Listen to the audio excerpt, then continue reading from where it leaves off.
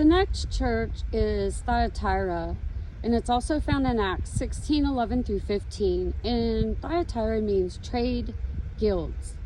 And it's Strong's 2363, a city in Lydia.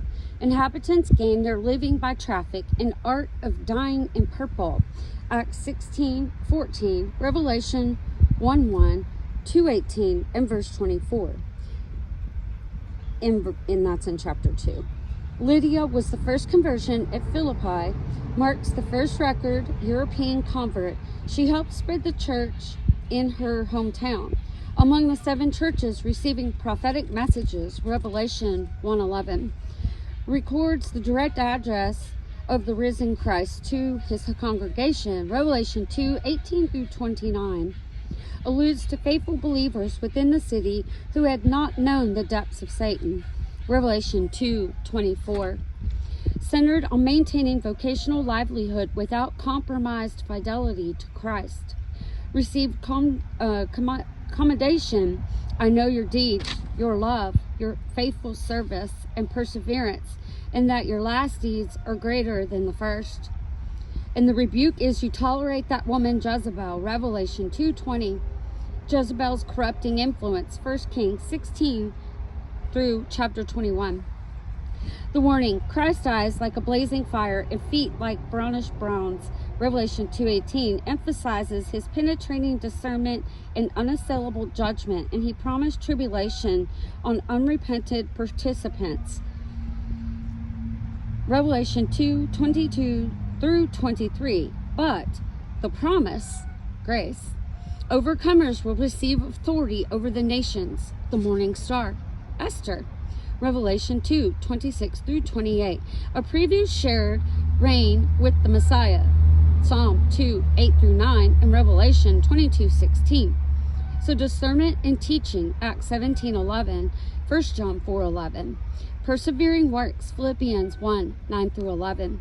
Hope of reign, 2 Timothy 2:12. Enduring the call of Christ to spiritual vigilance. The gold or copper bronze valued alloy, its brightness and durability, glowing appearance after refinement, making a fitting image for purified strength. The metal's resilience under intense heat underscores the idea of purity that withstands testing. Think of the refiner's fire. And the oil of joy comes in the pressing. Pain purifies. Leaders walk as he walked. 1 John 2:6.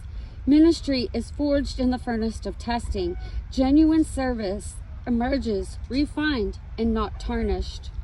If you've ever had a piece of silver, how it'll tarnish and you have to clean it. Their feet have been stepped on. Hands have been pierced for their works using their hands. But those who do not repent will be given according to your works. Rest in Thyatira, and many have not this doctrine, in which not known the depths of Satan as they speak. I will put on you no other burden. Hold fast, endure. The overcomer shall rule with them with iron, given the morning star. The next one is the Church of Sardis, which is civic pride. Sardis in Strong's 45:54, the chief city of Lydia, earthquakes repeatedly devastated the site. Pagan worship centered on Cybele, Artemis, on the synchronistic imperial cults. Magnificent temples and stadium reinforced its civic pride. Receives the apocalypse, Revelation 1:11. Revelation 3:1, I know your deeds. You have a reputation for being alive, yet you are dead. Revelation 3:4, few people in Sardis who have not soiled their garments, and they will walk with me in white, for they are worthy. Spiritual diagnosis, spiritual lethargy, masked by outward reputation, lacks genuine life. Sardis fell to surprise assaults because guards on the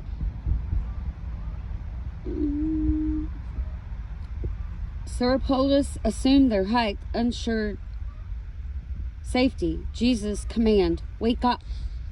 Revelation 3:2. Garments remained unstained, which is your moral condition. Isaiah 64:6. Jude 1, verse 23. Just get out and drive around, y'all. Oh my gosh. The promised walk in white anticipates final vindication. Revelation 19:8. The remnant exemplifies the biblical principle that God preserves a seed even in compromised settings. 1 Kings 19:18 and Romans 11:5. Promise to the overcomer. There's 3 rewards crowned faithful endurance. 1. Clothed in white garments, symbolic of purity and victory. 2. Secure enrollment in the book of life, affirming irreversible salvation. Luke 10:20, Philippians 4:3. And number 3 is public acknowledgement before the Father and his angels, anticipating eschatological accommodation. Matthew 10:32. The city's restored temple to Artemis and large gymnasium place complex underscore material wealth that could easily lure believers into complacency. Lavish public works confirming religion pluralism is prosperity at the cost of others. Strengthen what remains. Invest in the genuine life that still flickers rather than despair over what is lost. Remember the lost coin?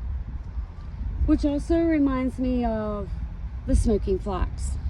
Teach eschatological hope. The certainty of Christ's return supplies motive to remember, obey, and second, to repent and turn back to God. Revelation 3:3. It describes a city whose church teaches perennial lessons. Reputations can deceive. Vigilance is indispensable, and the Savior delights to revive those who heed his voice. Not watching will come as a thief, and not know the hour upon when he cometh. Repenteth in the name will not be blotted out, and confess his name, he will confess your name before the Father. So that's 2 more churches. That's a total of 5, and there's 2 more left. Revealing comes to prick the heart. Let God feed you. You know, those of us that are hearing his voice, we reveal things that he reveals in his perfect time. And it's to save people, not destroy them. If you feel betrayed, talk to God. He hears you. You remember when, was it Philip? No. Who was it? Was under the olive tree, and he called out to God. He's like, do you see me? Do you hear me? And when he met Jesus, Jesus said, I saw you under the olive tree. He'll come to you in the perfect time. Just keep walking by faith and not by sight. Because this will come to pass. It's happening. And just like snowball effect, you can't stop what God ordains.